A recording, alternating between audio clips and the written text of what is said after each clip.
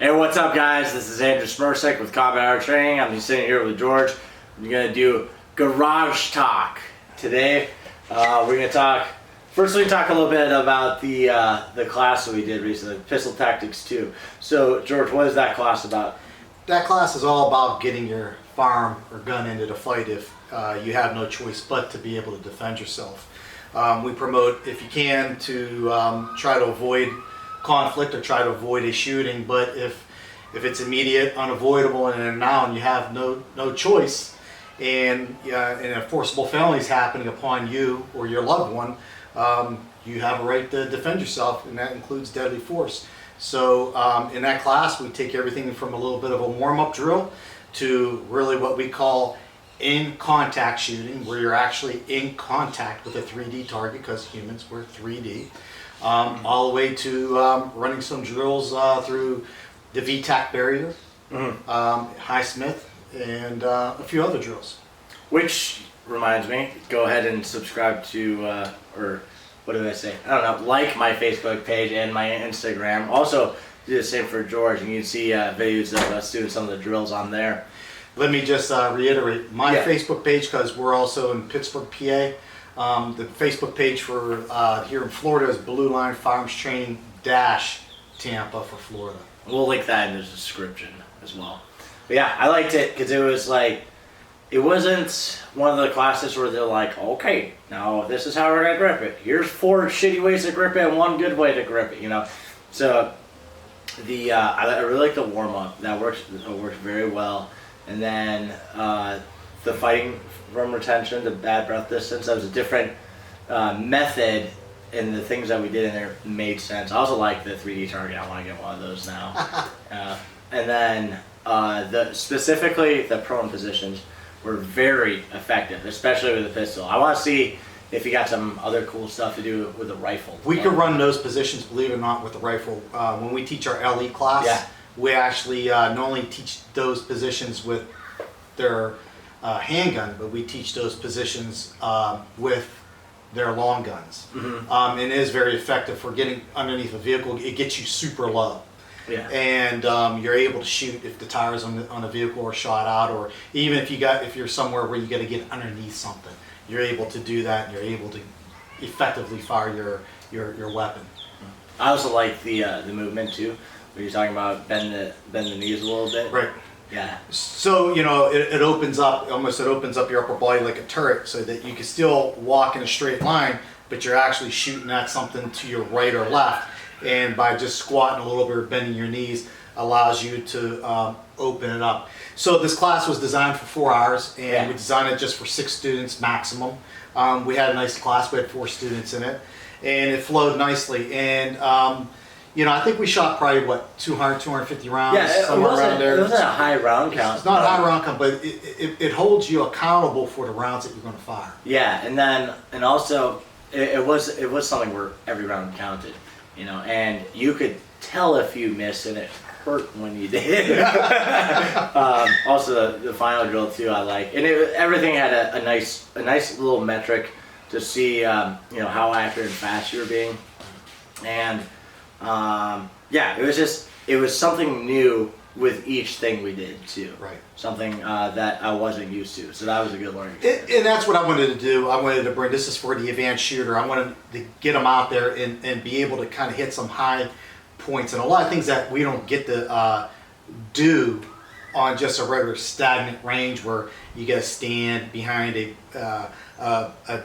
bench, and maybe you're not allowed to draw or whatever it might be. Yeah. This actually, you're training. You're actually preparing yourself mentally if something were to happen. So what we're going to do at the class is we have a plethora of different drills. So you can keep coming back and take this class and not take the same class twice. So what we'll do is we'll run a circulation of drills through it, and that's how we plan on doing Pistol Tactics 2. Right on. Yeah, so check out that class, guys. It's again, it's a 4-hour class because Florida has soul-crushing, ridiculous heat and humidity. So nice thing, get out there, learn some stuff, and then by the time that you're mentally exhausted from trying to focus on all your skills and taking in new information, you're done, and then go take a break, Yeah. You know, later. That's what we designed it for, so we could start by 9 a.m. or maybe a little bit 8:45, and we could be heading towards that AC by 1 o'clock. Because on the ranges out here, the heat index will get to 110, 115, and if we're on a range that's a little bit more inland, it could be even higher with absolutely no sea breeze, and that can make for a real miserable day. Yeah, for everybody. It's just $125 too. Yeah. So it $125, 250 rounds of ammo. That's nothing. That's an awesome Saturday, and both myself and my girlfriend took it, so we had a blast. Now, okay. So next thing I want to talk about. So George is a former SWAT. How much time have you spent on SWAT? I did about 10 years on a SWAT team. About Okay. 20 years. in law Now, enforcement. one of the things we were talking about was you guys initially were all using MP5s, right? So yeah, when I first got on a SWAT team back in 1998, the issued so-called long gun was an MP5. I was a breacher, so I didn't get to play with some of those things. My primary long gun was a 12 gauge. Okay. And then after a short time, things started changing, and they started going to the 5.56, and started going to the AR-15 format. Inside the house, what would you rather have, MP5 or 12 gauge? I'm going to tell you this.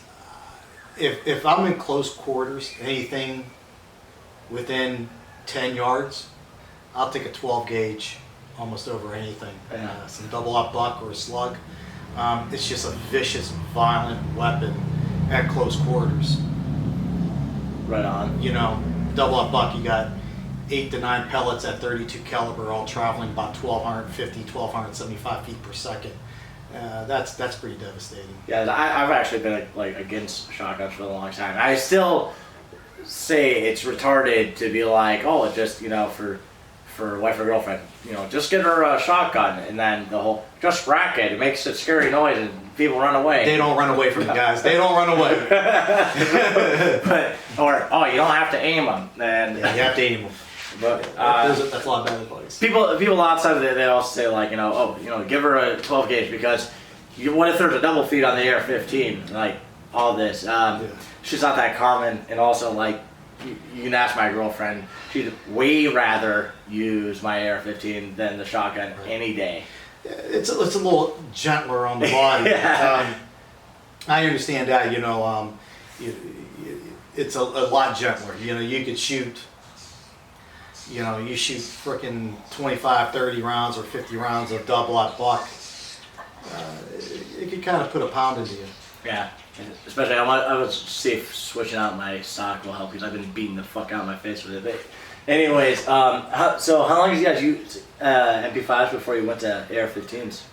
I think it was we probably started hitting, AR-15s came probably popular in the early 2000s. Yeah. Yeah, 2001-ish. What year was Columbine? Was that 99? That was 1999. Yeah. So, what did you say? That was kind of a turning point with loss of the tactics? That was actually a turning point for active shooter. The LA shootout, the North Hollywood shootout was a change a lot in law enforcement, from revolvers to semi-automatic pistols, from shotguns to ARs. You had two gentlemen with fully automatic AK-47s that pretty much pinned down LAPD for approximately 45 minutes, I think it was. Mm-hmm. So that the officers were actually going into the local gun stores and getting long guns and ammunition because these guys were really putting it to them. It changed a lot of different things in the perspective. So probably in the early 2000s, where I was at, is when patrol rifles started becoming popular in law enforcement. Yeah, it's I remember seeing that movie 44 Minutes. I watched that a couple times when I was a kid. Holy shit, and especially pushing the shopping cart through the traffic trying to get these guys rifles. Mm-hmm. Bad fucking day. It was a very bad day, and it opened a lot of eyes. Yeah. Yeah.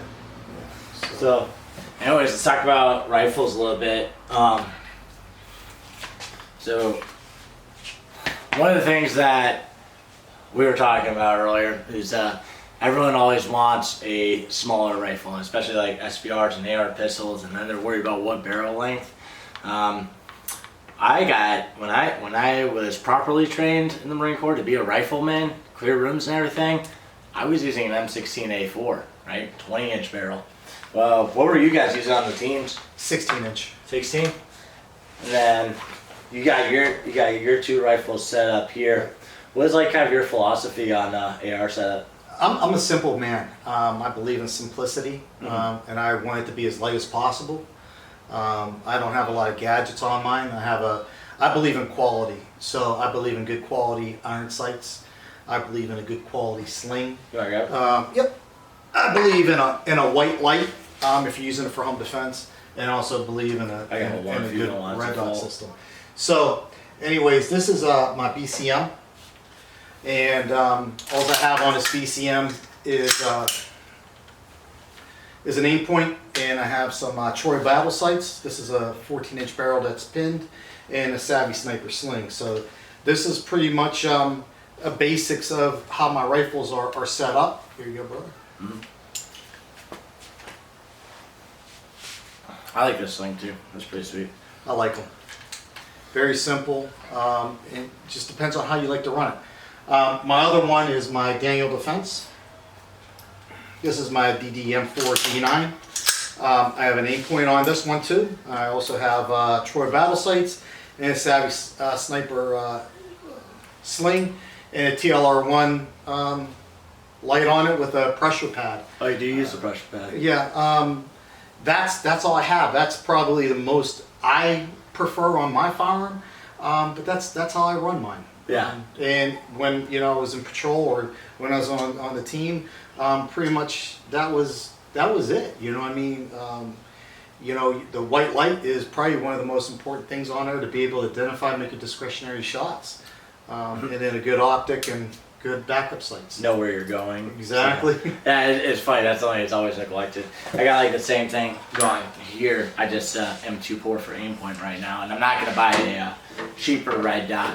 But again, like my mandatory 3 items for rifle setup: iron sights, light, and a sling. Oops, sling. Everything's falling. We're having a day of dropping things today, guys. Yeah, we're like the two stooges. Exactly. I'm hitting my head on his bikes, breaking my fucking my tripod, tripping on shit. I'm dropping things on my bare feet. Maybe we didn't drink enough coffee today. Maybe a little, or maybe we need a little Jack in that coffee. I don't know. That'd be nice. I like Jameson though. You like Jameson? Oh, I like Jameson. Yeah, I like Grey Goose too. I like vodka. Yeah, vodka with just a little bit of a splash of tonic and lime. Oh yeah, that's good. I've been doing recently is again these things. Now, I don't drink a lot. I barely drink because I get hungover from just looking at alcohol. But these lemon limes. Yeah. That and then a pina colada with white rum, they're fucking good. Yeah. I'm not a big drinker either. I mean, we buy a fifth of whatever it might be. It'll last us like 3 years. So, special occasions we break it up, but that's what I prefer. If I have something at home or I'm with my buddies or something, it's a little bit of downtime, if a hard day fishing because I'm addicted to fishing. So I wish I could make a living fishing. How old were you when you started fishing? Shit. I think I started fishing with I think it was 10-foot cane poles. My dad taught me. What's a cane pole? A cane made out of cane. Like sugar cane? I don't know what the hell's made out of this cane. It was a cane pole. It looked like bamboo. Oh! Yeah, a bamboo pole, cane pole. Yeah, my mom got me one of those when I was a kid. Yeah, it was like freaking 10 foot long and he had like 10 foot of line on it and put it out there. And I remember I remember it vividly because my mom and dad would always remind me of it.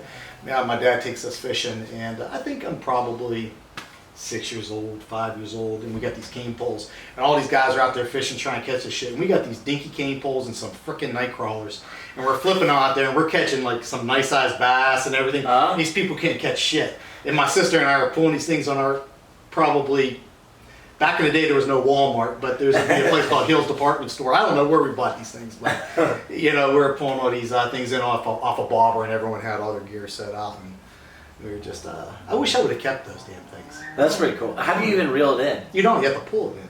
I used to run backwards. I'd hook the fish and run backwards and try to pull it. So then it just like flops on the land. Yes. Yeah. I remember having like when I back when I was really young, living in Winona. I moved like. I think I went to like 6 different elementary schools. Yeah. Not because I got in trouble, but just like parents moving constantly. Yeah. Yeah, I remember having those when I was really young. Never used them. It was like I didn't know. I didn't know that how it works at all. Once I get done with this next training, we'll be traveling here in another week. We'll be up in Southwest PA doing some law enforcement training. We have a 2-day training with 4 different agencies up there. And when I come back, I'm buying a kayak because I mean I'm literally a mile and a half, 2 miles from Tampa Bay, right here on the bay on the water, and E.G. Simmons Park's right down the road here. So I think I'm going to get that, strap it on top of the Tahoe, and I'm going to start going out there and fishing. Who knows? See what I can catch. Right on. When's the last time you went fishing? I normally go quite a bit. There's actually a great guy down here that takes me out on a boat, a fishing captain. I'm going to give him a plug, Captain Randy Travis. But anyway, I mean, not Randy Travis. Maybe I need some freaking whiskey. Whoever Randy Travis is, don't go to that guy. But Travis with Instinct Fishing Company. He's out of Little Harbor here. Mm-hmm. I try to go out with him as much as I can. And but the last time I've probably been out there was it's probably been 6 months. I'm way overdue. Normally I grab some of the poles and I get on my bicycle there and I hit some of these ponds around here for some bass. I haven't even done that. I've been, it's been a lot going on now with all kind of crap. So just been trying to navigate through it. Mm-hmm. I don't want to go fishing again. My girlfriend says she's not really into it, but I know my daughter wants to. The funny thing is that after she catches it, she's freaked out, will not touch it. I used to have a bad habit when I was a little kid. My dad would always say, break the worm in half, and what happened to the other half, Dad? Put it in your fucking pocket. So I put the other side of the nightcrawler in my pocket, and my mother used to get a little surprise when she'd do my laundry. She'd always check the pockets. You gotta check the pockets of the little boys. She had a couple night crawlers in her hand. Well, little girls do shit too, and I've been having my my washing machine full of fucking seashells and pine cones. And the pine cone, it was a big ass one. It wasn't even in her pocket. She just left it on her bed, and when I grabbed all the shit. So sorry about that. The fishing charter, Travis Yackel with Instinct Fishing Company. Look him up if you want to fish Tampa Bay. He's a phenomenal charter. So is that you guys ever go on deep sea also? He's inland. He's inshore all the time. Mm-hmm. I haven't been off the coast here yet, but I've been off the coast when I was down in Naples and stuff like that. Yeah. Do you know anyone who like hunts gators? No, man. Want to go hunting gators? No, I do. I want to go hunting, especially down in Cape Coral. I think there's a preserve down there that has all the permits and everything. We can go down there and do some gator hunting. Really? Yeah. That'd be cool. Also, we go up to what the fuck is it? Ocala National Forest. Yeah. My mom said that there's a couple places up there, and fucking woods are nice. And it's like I think like $700 for a lifetime of hunting. Oh wow. So go shoot some pigs. Yeah, I really do. That was like one of the big things again, especially if I get a deep freeze and can save a bunch of meat. And my freezer's full right now since I started prepping for the chronopocalypse. The pandemic. Mm-hmm.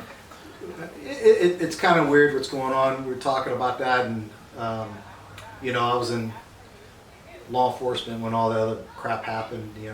SARS, Ebola, swine flu, all that bullshit. That shit sucked. It was pretty bad, and we never took any of the precautions that they're taking today. Just kind of makes you think what's really going on. without really being a conspiracy theorist or whatever. No, I am. But I always say, hey, prepare for worst and hope for the best. So, you know, if you're one of the people out there that's a new firearm owner, never fired a firearm, don't know nothing about your firearm, you know, look for a qualified firearm instructor to learn how to use your firearm properly. You know, do you even know if your defensive ammunition that you purchased will cycle properly through your firearm? You know. And stop taking advice from guys at gun stores. Exactly. You know what's funny too is guys at gun stores will be like, "Where'd you hear that? The internet?" They're like, "Yeah, fucking." Internet is actually smarter than anybody. Exactly. Just Google it. No, I'm joking. But no, yeah, training is the most important thing, and learning not only the basics, but well, safety number one. And like if someone's giving you advice on guns, they don't know the 4 cardinal firearm safety rules. Like, yeah, that's a problem. exactly. I wish I could find it often, but Exactly. So we were talking a little bit ago about our firearms, what we like. We're both pretty much Glock guys. oh, hang on, let me start this. I'm gonna so we don't run out of time. Glock stuff. Here we go. Glock is great. What guns do you see failing the most in class? You know what? I have a lot of people that when they purchase a firearm, they're looking at what's the cheapest firearm I can buy. And so I got people coming in with Tauruses, coming in with I hate to say it, certain Rugers. And what they're finding out is that sometimes the ammunition, for example, the Taurus, I think it was a G something Taurus this person had, and they had the coated ball ammunition. It wouldn't feed. Like steel case shit? No, it was brass, but it was a coated, like had a poly, it was ball, it was a lead ammo that had like a coating on it, and it wouldn't feed. So I had some full metal jacket ammo, and it fit in it fine. A lot of people, you know, here's this person that bought, I don't know, 250, 300 rounds of this ammo, and it was useless in a firearm. Yeah. I was a nice guy, and I always take a lot of ammo with me to the class, and here you go. You know, you're still going to train. So, but I see a lot of that. I see a lot of those little pocket pistols malfunctioning a lot. I'm not a big advocate of pocket pistols. I'm more, you know, the smallest frame I'll go with is probably like a Glock 19. Yeah, I don't even believe in carrying in a pocket, even if you got like the sticky holster. I want to make a video about that, but like, you know, at the store we were at, fucking all the people advocate sticky holsters, but it's a comfort thing, number one. And if it's a pocket pistol, it's not made for fighting with. But just using a holster like that, first issue is that it's so easy, like drop some keys or pencils or whatever bullshit you got in your pocket, and then that's going to get in the trigger and you shoot yourself in the leg. Could you imagine taking Pistol Tactics 2 with a pocket pistol? Or anything. Just trying to establish a grip, a proper grip. And then I wear basically fat girl pants because they're stretchy, right? It's that I wouldn't be able to get a solid grip on a pocket pistol. And then the other thing is that whenever someone's using a holster like that, it pushes the slide out of battery just a little bit. But you're always seeing those jamming up. Yeah, I see them jamming up. I'm pretty fortunate. I don't know what it is, but most of my students have been coming to class. With quality firearms. I've been seeing a lot of them coming to class with, you know, the SIG 320s, 365s. They're coming in with the Glocks. Some of them come in with H&Ks. I had a couple come in with Canics. CZs. So I tell you what, I'm pretty fortunate. I could probably count on one hand people coming in with lesser quality firearm. And I always tell people when they're looking at this is, so you're telling me you could put a price tag on your life, you know? So that's a good one. Yeah. You know, it's like that insurance policy, right? You know, we hate paying for it, but when something happens, we like having it. Yeah. You know, it's the same thing with the firearm. You know, don't skimp on it. You And, know? and if you're like a dad, it's not just your life either. Right. You know, it could be your loved one, it could be your wife. You know, I'll tell you a funny story. I was up in PA, and at that time I was working at a gun store, and I was managing the gun store. And this guy came in and says, "Hey, you know, I'm looking for a gun for my wife, and you know, I was thinking about something like this." And everything that he was picking up was probably around, I don't know, $375 range, $400 range. And she's like, "I don't like this, I don't like this." So I went over and I picked up a Glock 19. I said, "How about this?" And he didn't even care about the gun. He cared about what the tag said. He turned around and looked at the tag and goes, I ain't spending that kind of money on it." I said, "So you're telling me your wife's not worth that?" so she walked out with it. So, fuck yeah. Yeah. Exactly. So, you know. Well, the other thing is too, is when you buy a gun, you're not just buying a gun. You know, if you're carrying, you're buying a belt, holster, extra mags, ammo, training. Really, get the training before you get the gun. You got how many Glocks right now? I don't know, 10, 12. Enough for like students to. Oh yeah, I mean, I got enough. If we have a student, my basic classic, my pistol 101 or my pistol 101 with CCW. What's nice about that class is we will throw in a firearm if you need it for a little extra money. So for an extra $25, we'll give you the ammo plus one of our firearms to use. For the class, and a lot of people like that because they get to shoot that firearm and get to check it out. So that's one of the things that I'll do. And usually it's a Glock 19 or a Glock 17 that they'll use. And you know, it's not that I'm promoting a Glock. I carried one 20 years. I've been carrying a Glock technically for 27 years now. Yeah. Yeah, so, it's like I've said before. I love it. I shoot better with a Canic. You know, it's got a nicer trigger.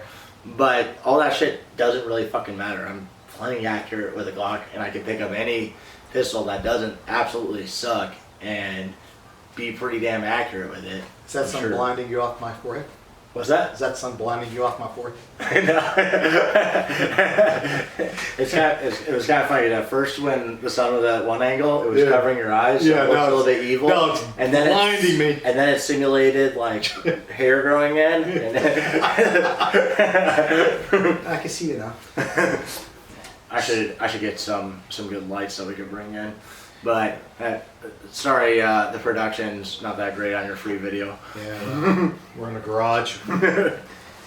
I like being in a garage. Me too. Yeah, it's like the man thing to do. Yeah. We should get a fucking couch out here. That'd be dope. Maybe if we film something at my trailer, we could get like a broken truck, and then we could put like a couch out on the lawn. Yeah. Yeah, I like garages. My next house is going to have a big ass garage. Yeah, big garage. I've never had a garage. My dad always had this garage full of shit. Either gym equipment or just like way too much gear and like tools and shit that my grandpa got rid of. Exactly. So, but other than that, I guess, you know, if I were to buy another gun, I mean, you know, like I like 1911s, but I like them just to go to the range and shoot. Have fun with it. Have fun with it. I guess I'd probably my next firearm would be the 6 hour, you know, like in a 320. You like those? Yeah, I do. They're a little, they sit a little high in my hand, higher than I like, but I don't mind them. I like Canics. I like CZs too. I like CZs. CZ shooting. Like the P10 or the Hammerfire one. You know, I like them both. I mean, I shot both of them. You know, they're also a lower profile, so I kind of like that. You know what I mean? They don't sit so high in your hand. So.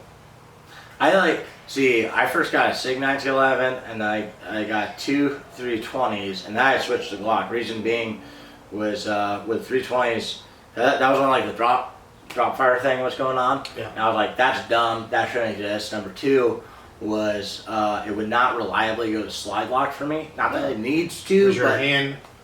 Was your hand? I'd have to yours? put my thumb up.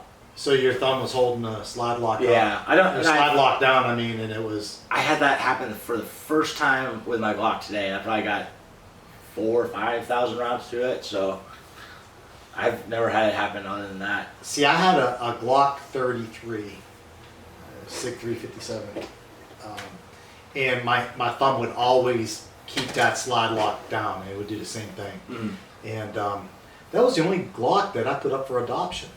Yeah. Yeah. Put it You up said for adoption. 33? Glock 33. Yeah. It's What caliber is that? It's a SIG 357. Oh. Plus it's expensive. Look, I'm sweating like a pig. Blinded by the light. Yeah.